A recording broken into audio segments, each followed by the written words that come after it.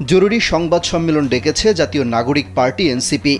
রাত ৮টায় রাজধানীর বাংলা মোটরে রূপায়ণ টাওয়ারের ১৫ তলায় এই সংবাদ সম্মেলনের আয়োজন করা হয়েছে।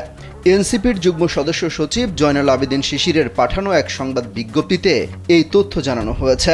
তিনি জানান, জাতীয় নাগরিক পার্টি এনসিপি দেশের চলমান রাজনৈতিক ও দেশের সার্বিক পরিস্থিতি নিয়ে একটি জরুরি সংবাদ সম্মেলনের আয়োজন করেছে।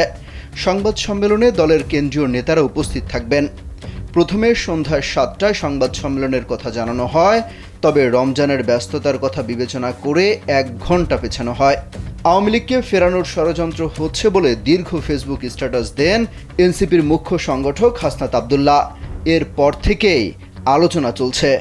স্যান্ডেলিনা সো, রূপচর্চায় আভিজাত্য।